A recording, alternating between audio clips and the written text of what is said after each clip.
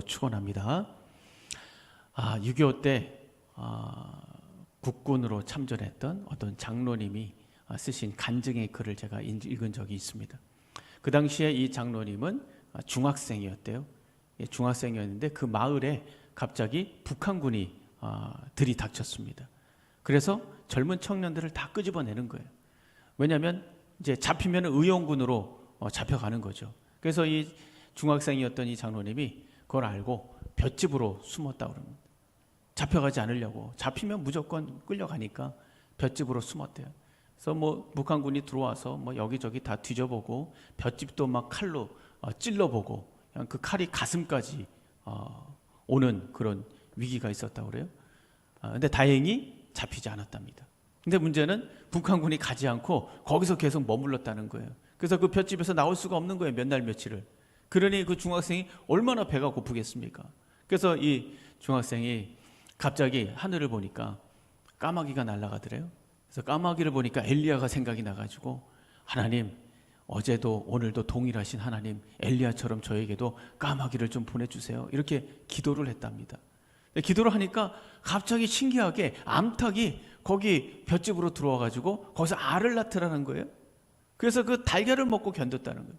그래서 하나님, 이 암탉이 알을 낳는데 또 좀 와서 알을 낳게 해주세요. 또 와가지고 또 알을 낳았다는 거예요. 그러니까 북한군이 가기 전까지 계속해서 암탉이 거기 와서 알을 낳았다는 거예요. 그래서 그걸 먹고 겨우겨우 살았다. 그래서 북한군이 가고 나서 하나님께 영광을 돌리고 눈물을 흘리면서 감사를 드렸다. 그런 간증의 글을 본 적이 있습니다.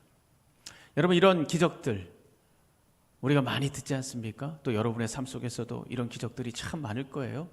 그런데 문제는 뭐냐면 그 반대로 기도의 응답이 안 될 때도 많다라는 거죠.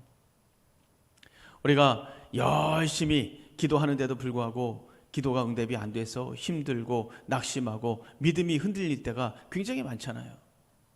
마태복음 7장 7절에 보면 구하라 그리하면 너에게 주실 것이요 찾으라 그러면 너에게 찾을 것이요 문을 두드리라 그리하면 너에게 열릴 것이다, 이렇게 말씀하시고 있잖아요. 우리가 다 아는 말씀 아닙니까? 그래서 이 말씀을 믿고 열심히 구하고 찾고 두드리지만 열리질 않는 거예요. 일이 더 꼬여가네, 더 일이 힘들어져 가네, 상황이 더 나빠지네. 이러면 우리가 이제 혼란스러운 거죠. 성경에서 그렇게 말씀하셨는데 도대체 이게 어떻게 된 것인가? 하나님은 정말 계시는가?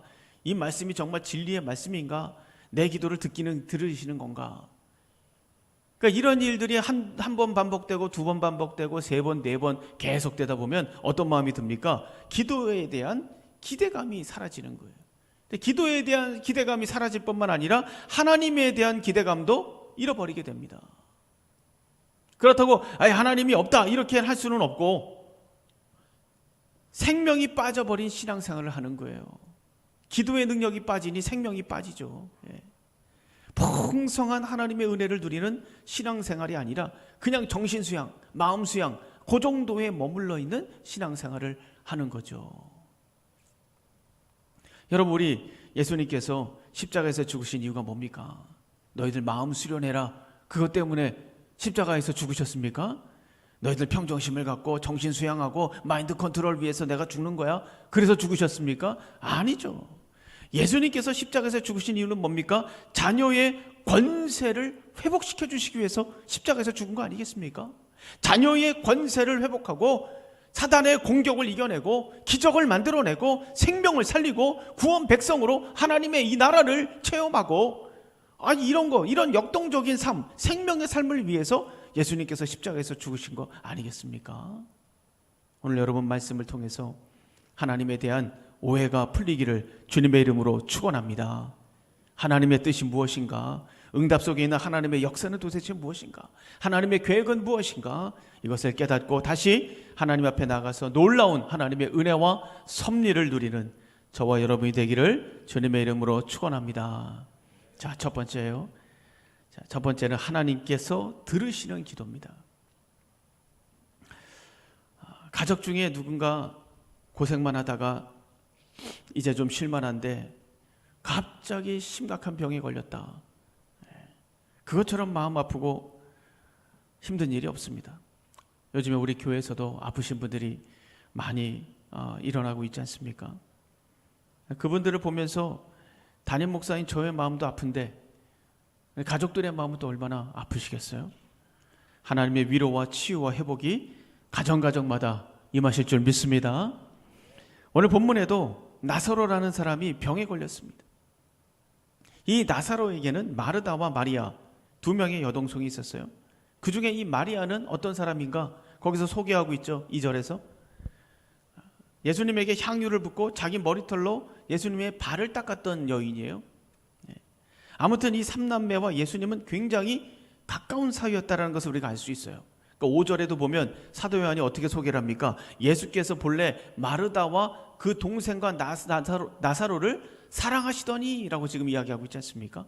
굉장히 친밀했던 관계인 거예요.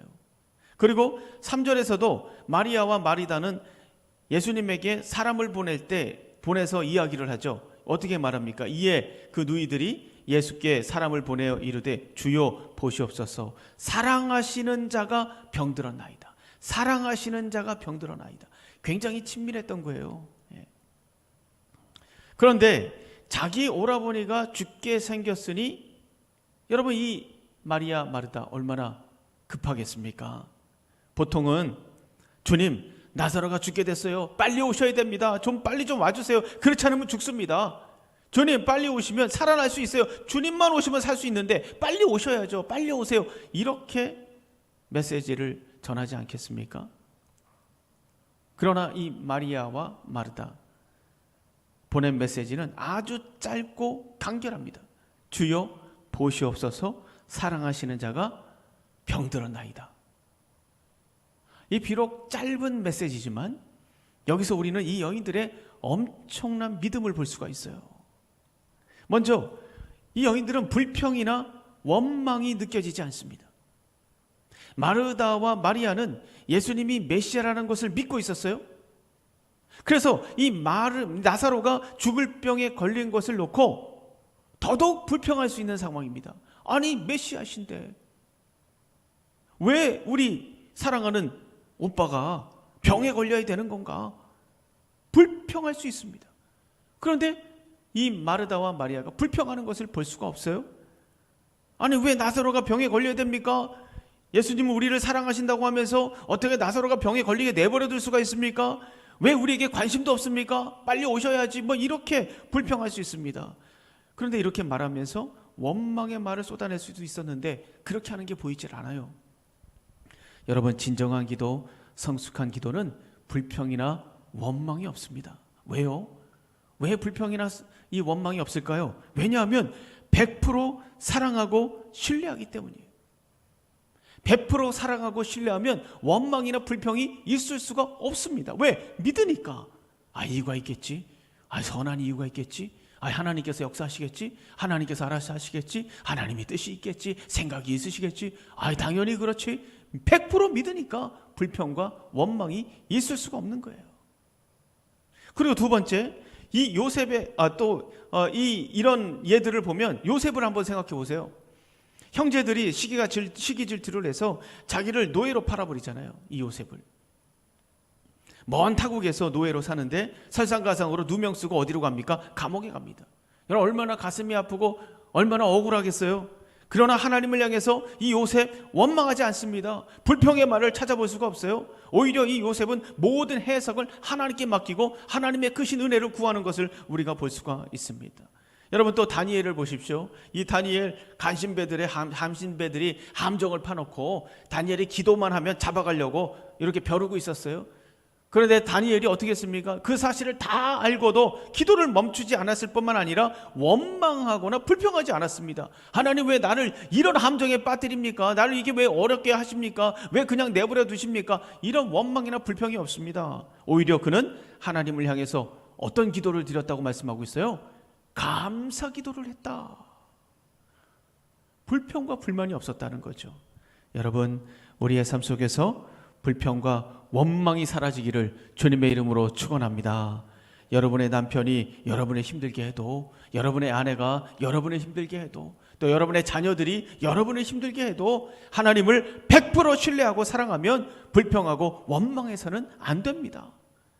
오늘 다시 한번 100%의 믿음과 신뢰를 회복하고 원망과 불평을 끊어버리는 은혜가 있기를 주님의 이름으로 축원합니다. 그리고 이 마르다와 마리아는 오라버니를 고쳐달라는 말을 하지 않아요. 나사로 고쳐주세요, 이 말을 하지 않습니다. 여러분, 우리는 가끔 하나님을 협박하면서 기도할 때가 있어요. 하나님, 기도 응답 안 해주시면 교회 안 나갑니다. 이거 안 해주시면 저 교회 다른 교회 가겠습니다. 응답하실 때까지 저 꼼짝도 안 합니다. 이렇게 하나님을 압박하면서 자기가 원하는 것을 받아내려고 애를 씁니다.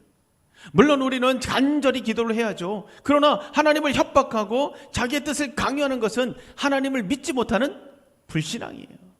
하나님 믿지 못하는 거죠. 그런데 이 마르다와 마리아를 보세요. 병을 낫게 해달라고 강요하는 게 없어요. 그럼 뭐라고 얘기합니까? 병들었나이다, 이것만 얘기하는 거예요. 자기 형편만 지금 얘기하고 있어요. 여러분, 성숙한 기도는 자기의 형편을 있는 그대로 내어드리는 거예요. 우리 주님께서 역사하실 것을 확신하고 가장 좋은 것을 주실 것을 확신하고 자기의 형편을 낱낱이 하나님께 아뢰는 것입니다. 이게 성숙한 기도예요. 그리고 세 번째, 예수님에게 빨리 오세요라는 말이 없어요. 그렇지 않습니까? 빨리 오세요라는 말이 없어요. 만약에 예수님에게 빨리 와라, 늦게 와라, 뭐 이쪽으로 와라, 뭘 가지고 와라, 이렇게 해라 저렇게 해라, 이런 단서들을 자꾸 붙인다면 그 이유가 뭐겠습니까? 예수님의 지혜와 능력과 섭리를 믿지 못하는 거죠. 여러분, 생각해 보세요. 우리가 누군가에게 뭔가를 시킬 때, 일을 시킬 때도 마찬가지예요. 내가 믿는 사람이면 어떻게 합니까? 이거 이렇게 하세요, 한마디밖에 안 합니다. 이렇게 하시면 됩니다. 그러면 한마디밖에 안 해요? 왜요? 왜 한마디밖에 안 합니까? 믿으니까. 더 이상 말할 필요가 없어요. 저 사람 다 알아서 하니까 그 한마디만 하면 돼. 믿으니까 그 한마디밖에 안 해요. 그런데 믿지 못하면, 믿음이 가지 않으면 어떻게 합니까? 불러다가 일을 시킬 때 이렇게 하시고 이렇게 하시고 이렇게 하시고 저건 여기다 갖다 놓으시고 이렇게 하셔야 돼요. 말이 많아요. 믿지 못하니까 자꾸 이 말 저 말 하게 됩니다. 하나부터 10까지 다 설명을 하죠. 왜? 믿지 못하기 때문에. 우리는 가끔 기도하면서 지금 응답해 주세요, 바로 지금이에요, 시간을 정해놓고 장소를 정해놓고 때로는 사람까지 정해놓고 기도 응답하라고 재촉할 때가 있습니다. 이것은 하나님을 신뢰하지 못한다는 증거죠. 나를 뛰어넘어 놀라운 은혜로 역사하실 주님을 신뢰하지 못하는 거예요. 성숙한 기도, 능력의 기도는 눈에 보이지는 않지만 전적으로 하나님을 신뢰하는 겁니다. 협박하고 강요하고 원망하고, 이것은 하나님의 주권과 능력과 지혜를 믿지 못하는 불신앙이에요. 오늘 여러분의 기도가 하나님의 주권과 능력과 지혜를 인정하는 기도가 되기를 바랍니다. 원망하지 않고 100% 신뢰하는 기도, 협박하지 않고 자기를 내어드리는 기도, 하나님의 주권을 무시하는 것이 아니라 더 놀라운 은혜를 부어줄 것을 확신하는 기도, 이런 마르다와 마리아의 기도가 오늘 저와 여러분의 기도가 되기를 주님의 이름으로 축원합니다. 자, 두 번째는요, 예수님의 때가 있습니다. 예수님의 때. 예수님은 나사로가 죽게 되었다는 소식을 듣게 돼요. 근데 이 소식을 듣고 예수님은 이렇게 말합니다. 4절을 보세요. 우리 4절 다 같이 한번 읽어볼까요? 4절 다 같이 시작.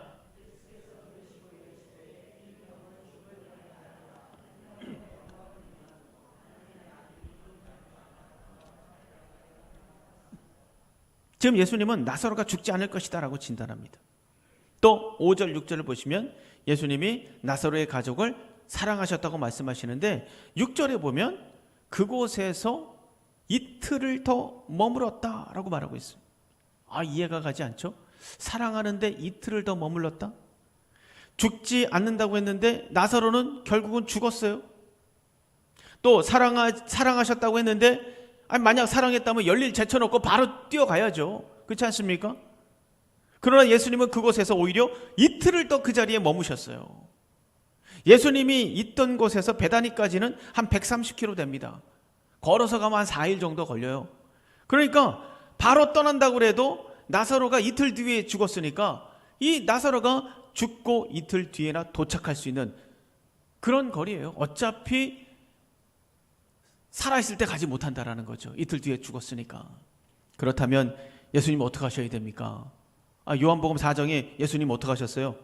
가버나움에 있었던 신하의 아들을 고쳐주실 때 어떻게 하셨습니까? 불러다가 거기 가서 고쳤습니까? 아니죠. 먼 거리 있는데도 불구하고 치유를 명령하시고 선언하시면서 고쳐주셨어요. 그렇게 하시면 되잖아요.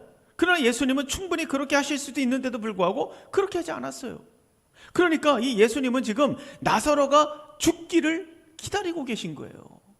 참 신기하죠? 아니, 나사로가 죽기를 기다리신다? 아니, 도대체 왜 이러시는가? 그냥 고쳐주시면 되는데. 이것이 예수님의 사랑이란 말인가? 이것이 바로 예수님의 돌보심이란 말인가? 우리가 이런 의문을 가질 수 있지 않겠습니까? 우리의 삶을 살펴보세요. 이거 이렇게 해주면 될 텐데, 이렇게 고쳐주면 되고, 이렇게 풀어주면 되고, 이렇게 열어주면 되고, 이렇게 되게 응답해 주시면 되는데, 도대체 이것이 하나님의 사랑이란 말인가? 나를 돌보시는 게 맞다는 말인가? 우리가 이렇게 하나님께 원망하고 호소하고 불평할 때가 많지 않습니까? 바로 지금 그거 아니에요? 이런 상황 때문에 자꾸 하나님을 오해하는 일들이 일어납니다. 그런데 우리가 여기서 알아야 될 것이 있어요. 뭐냐면 예수님의 때와 우리가 생각하는 때가 다르다라는 거예요. 예수님의 생각과 이 마르다 마리아 생각 달랐다라는 거죠. 왜 다릅니까? 예수님에게는 모든 것이 가능하기 때문에 그래요. 모든 것이 가능한 분이. 그러니까 우리보다 경우의 수가 수천 배 많은 거예요. 경우의 수가. 모든 것이 가능하기 때문입니다. 그래서 예수님은 예수님의 때를 가지고 일하시는 분이에요. 예수님께서 가지고 계신 때는 늦는 법이 없습니다. 이른 법도 없습니다. 아주 정확합니다. 그것을 모르고 있었던 제자들이나 우리 같은 사람들은 빨리 가서 고쳐주든가 아니면 저번처럼 멀리 있어도 말씀으로 고쳤는데 그렇게 해주시든가 어떻게든 하셔야지. 이틀씩이나 여기 앉아 계시면 어떻게? 그러나 이것은 물리적인 공간적인 능력의 한계를 가지고 있는 인간의 생각이에요. 인간의 생각. 이 인간의 생각에 사로잡히면 안 됩니다. 예수님은 모든 것이 가능한 분이기 때문이에요. 그래서 예수님은 이 나사로 사건을 자신만의 방식으로 이제 풀어가시는 거죠. 죽은 자를 살리시는 하나님의 능력을 드러내고 그것을 통해서 자신이 하나님의 아들 메시아다 이것을 선포하려고 하시는 거예요. 지금 메인 목적이 그겁니다. 그리고 더 나아가서는 뭐냐? 이 나사로와 마르다 마리아에게 완전히 죽었던 나사로를 다시 살리시는 것을 보여주시기 위한 것이죠. 그러면서 그들의 믿음을 더 굳건하게 잡아주시고 이후에 어떤 일이 있어도 흔들리지 않도록 더 확실한 믿음으로 이끌어주기 위한 하나님의 주님의 놀라운 사랑이 거기에 있는 거예요. 이 모든 것을 위해서 예수님은 나사로의 죽음 앞에서 지체하고 계셨던 겁니다. 다시 말하면 하나님의 영광을 위한 타이밍, 이 타이밍을 기다리고 계신 거예요. 우리는 우리의 때, 우리의 방법, 우리가 기대하는 결과 이걸 가지고 기도하지 않습니까? 그러나 그것은 하나님의 주권 속에 있는 거예요. 하나님의 주권 속에 있는 겁니다. 우리 안에 있는 게 아니에요. 전도서 3장 1절 범사에 기한이 있고 천하 만사가 다 때가 있나니 라고 말씀하고 있어요. 하나님께서 정하신 때와 시기가 있다라는 것을 말씀하시는 거 아닙니까? 모든 사람의 시간을 하나님께서 다 세팅하신 거예요. 우리 옆에 있는 분하고 한번 인사하겠습니다. 하나님께서 당신의 시간을 세팅하셨어요. 다 세팅하셨어요. 여러분의 시간을, 여러분의 때와 시기를. 이것을 믿고 따라가기만 하면 우리는 올바른 삶을 살 수 있고 준비된 축복을 누릴 수 있는 겁니다.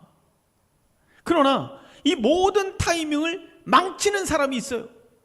하나님께서 때와 시기를 다 정하셨고 이끄시고 계시는데 정말 이 거룩한 때와 시기, 아름다운 때와 시기, 이걸 망치는 사람들이 있습니다. 누굽니까 그게?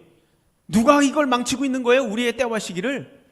다른 사람이 아니에요. 바로 우리 자신이죠.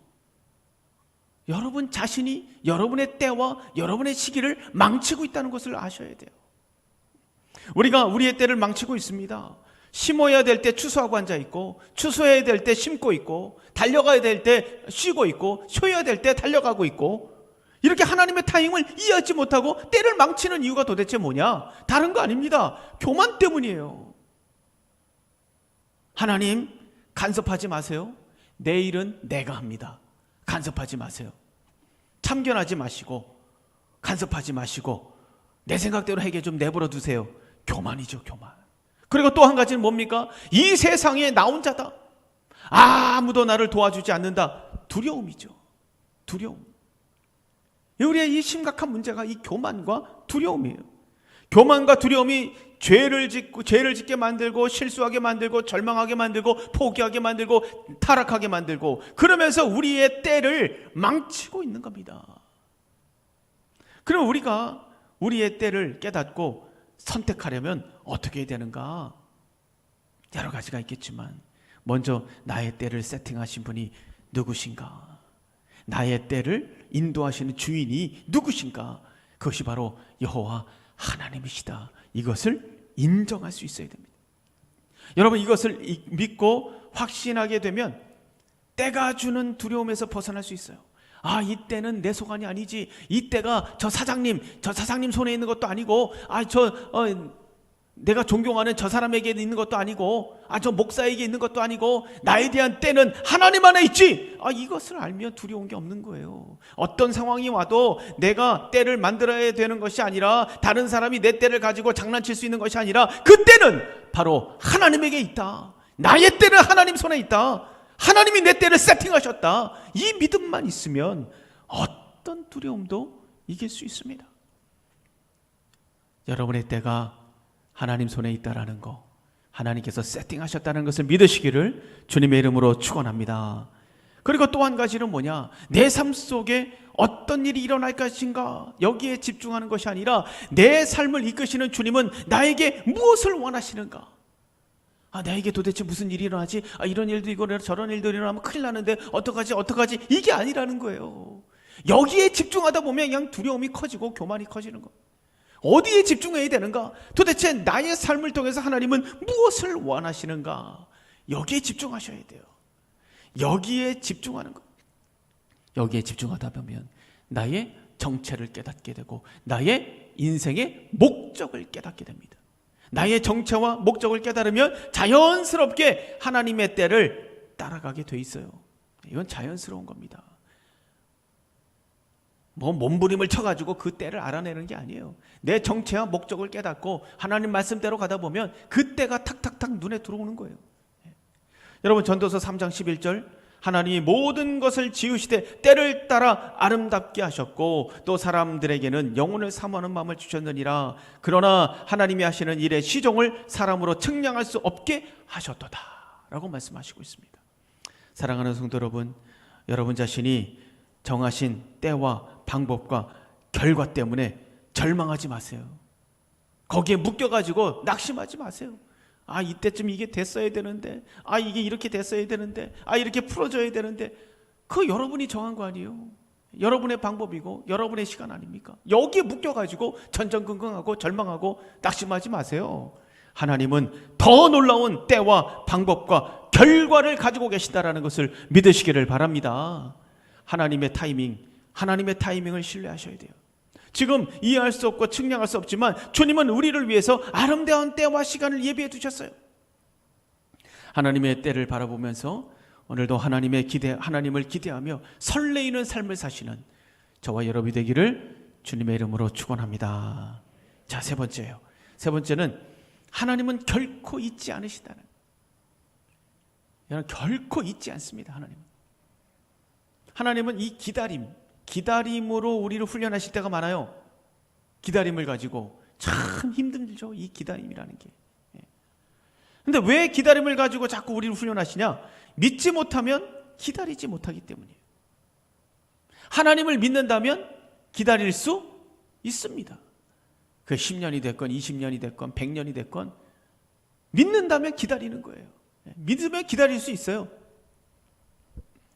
지금 당장 보이지는 않지만 볼 수는 없어도 기다릴 수 있습니다. 하나님께서 그때를 위해서 준비하시고 완성하실 때까지 기다릴 줄 알아야 돼요. 그러나 그 기다림을 통과하지 못하면 그 믿음은 진짜입니까? 가짜입니까? 가짜예요. 기다림을 통과하지 못하면 그 믿음은 가짜입니다. 이사야 30장 18절에서 이렇게 말씀하세요. 여호와께서 기다리시나니 이는 너희에게 은혜를 베풀려 하심이요 일어나시리니 이는 너희를 긍휼히 여기려 하심이라. 대저 여호와는 공의의 하나님이시라. 무릇 그를 기다리는 자는 뭐가 있다? 뭐가 있다? 복이 있다. 기다리는 자는 복이 있다.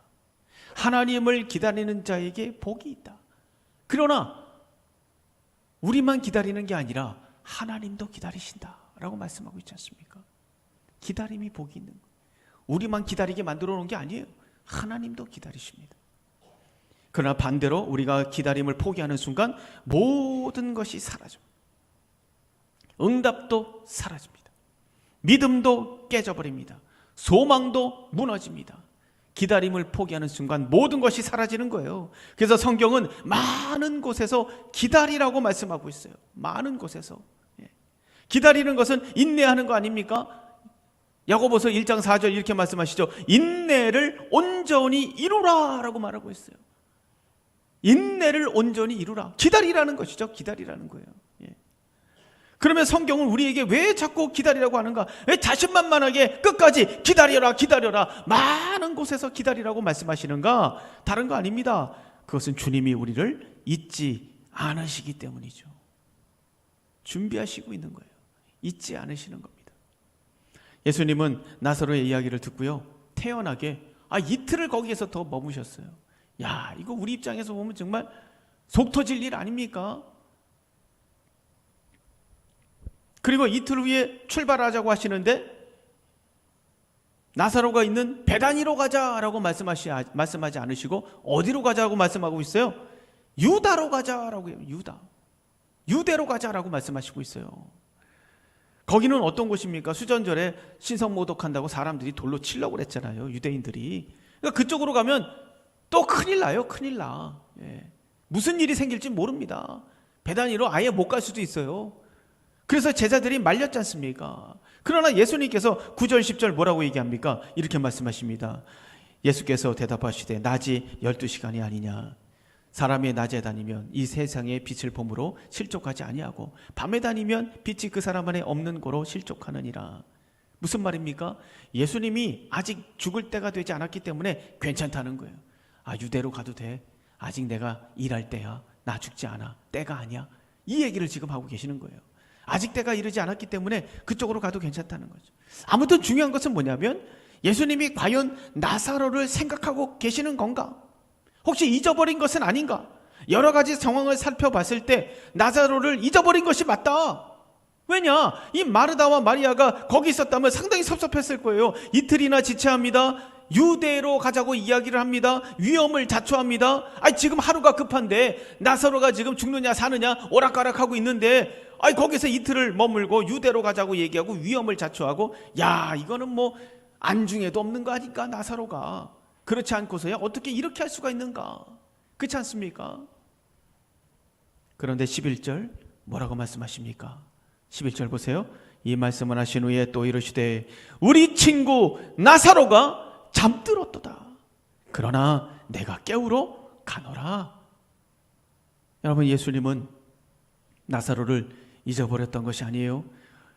오히려 온통 나사로 생각뿐이었습니다. 예수님도 하나님께서 세팅하신 영광의 타이밍을 맞추기 위해서 기다리고 계셨던 거예요. 그리고 나사로가 숨을 거두자 계획하신 일들을 드디어 시작하신 거예요. 하나님은 여러분을 다 기억하시고 계시다는 것을 믿으시기를 바랍니다. 여러분이 기도하신 거, 여러분이 부르짖어 기도하신 거, 여러분이 간구하신 거, 모든 것을 다 기억하고 계세요. 그리고 그 때가 되기만을 준비하시고 계시고 기다리고 있다는 것을 믿으셔야 돼요. 때문에 우리가 해야 될 일은 뭡니까? 기다리는 거죠. 갈라디아서 6장 9절 우리가 선을 행하되 낙심하지 말지니 포기하지 아니하면 때가 이름에 거두리라. 결코 잊지 않으신다. 결코 잊지 않으시는 이 하나님을 신뢰하고 끝까지 기다려야 된다는 것을 말씀해 주시고 있습니다. 그리고 예수님 뭐라고 말씀하십니까? 나사로를 깨우러 가자라고 살리러 가자라고 말씀하지 않고 뭐라고 말씀하고 있어요? 깨우러 가자라고 말씀하시고 있습니다. 그러면 나사로가 죽은 것이 아니고 잠자고 있는 것인가? 이 제자들도 헷갈렸어요. 그래서 14절 예수님께서 명확하게 다시 말씀해 주십니다. 이에 예수께서 밝히 이르시되 나사로가 죽었느니라. 잠자는 게 아니야. 너희들 헷갈리지 마. 죽은 거야.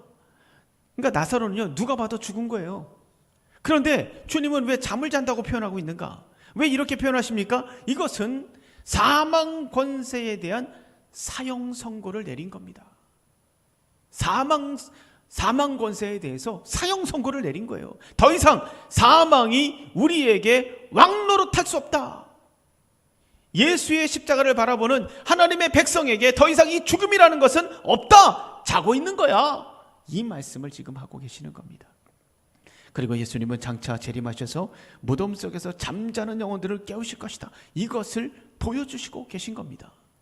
사랑하는 성도 여러분, 예수님은 나사로에게 달려가셨습니다. 그리고 그의 죽음을 잠으로 바꾸셨어요. 잠에서 그를 깨우시기 위해서 달려가셨습니다. 그러나 이것은 나사로만을 위한 것이 아니에요. 이건 지금 누구를 위한 겁니까? 누구에게 보여주고 싶은 거예요? 바로 오늘 여러분에게 보여주시고 싶은 겁니다. 자, 봐라. 내가 너희의 죽음을 잠으로 바꿀 것이다. 잠으로 바꿀 것이다. 그리고 그 잠에서 내가 너를 깨울 것이다. 이것을 우리에게 말씀해 주시고 있는 것입니다. 오늘 나사로에게 달려가셨던 주님은 오늘 우리에게 달려오셨어요. 성숙한 기도로 하나님 앞에 나가시기 바랍니다. 자신의 때를 내려놓고 하나님의 때를 기다리시길 바라요. 그리고 결코 잊지 않으시는 하나님을 붙들고 끝까지 기다리시기 바랍니다. 바로 그때 여러분의 죽음이 잠으로 바꿔질 줄로 믿습니다. 잠에서 깨어날 줄로 믿습니다. 사망 권세는 이미 사형 선고를 받았습니다. 우리에게 사망은 없어요. 잠에서 깨어나 예수의 축복을 누리며 복된 그리스도인의 삶을 열어가는 저와 여러분이 되기를 주님의 이름으로 축원합니다.